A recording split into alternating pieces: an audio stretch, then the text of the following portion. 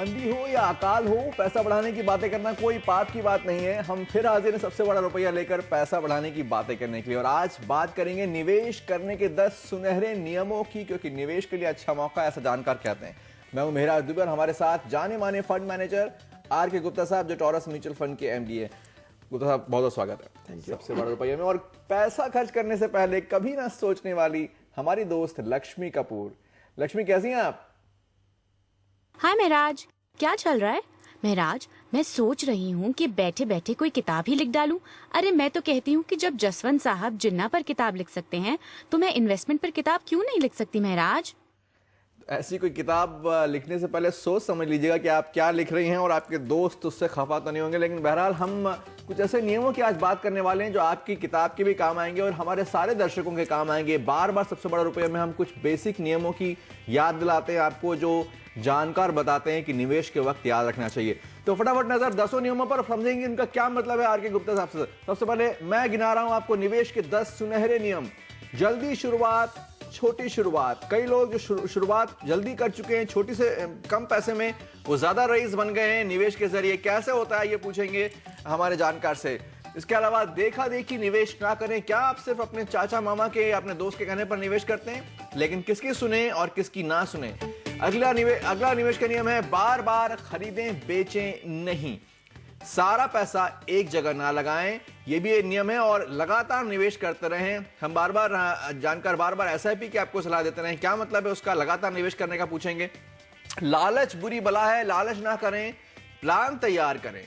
उधार लेकर कभी निवेश ना करें। इसके अलावा जानकारी में है समझदारी। क्या मतलब है इसका? कैसे जाने आप उस स्कीम या शेयर को जिसमें आप निवेश करने जा रहे हैं, वो समझदारी की बात है। और कैसे समझदार आप बनेंगे हम जब बात करेंगे। इसके अलावा किसी एक शेयर या स्कीम से ही प्यार ना करें कि साथ जिएंगे साथ मरेंगे एक शेयर लेकर।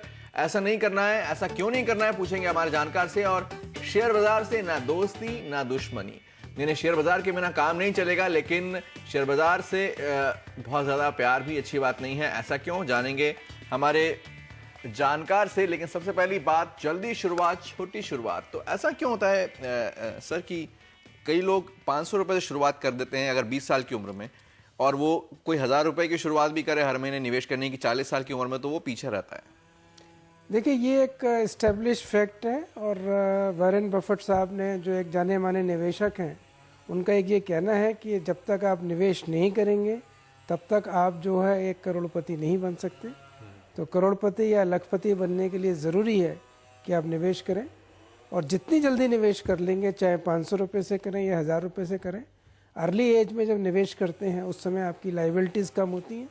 और जैसे जैसे एज बढ़ती जाती है, आपकी जो फैमिली की तरफ लाइबिलिटीज़ हैं वो चेंज हो जाती हैं। इसलिए हमेशा ये कहा जाता है जल्दी निवेश शुरू करना चाहिए।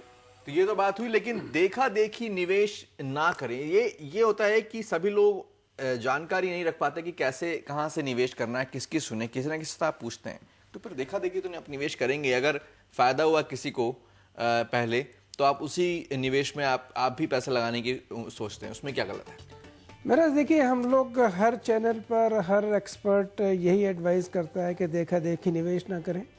लेकिन अगर आप ग्राउंड रियलिटी देखें तो होता यही है कि देखा देखी निवेश करते हैं। और जैसा आपने अभी कहा, होता यह है कि मैंने निवेश किया किसी एक पर्टिकुलर शेयर में और मुझे प्रॉफिट हुआ, मैंने आपको बताया। लेकिन जब तक मुझे प्रॉफिट हुआ तो शेयर प्राइस ऑलरेडी बढ़ चुकी है। तो जब आप मेरे कहने पर निवेश करेंगे, मेरे को प्रॉफिट हो चुका है, लेकिन हो सकता है कि आपको वो प्रॉफिट ना हो।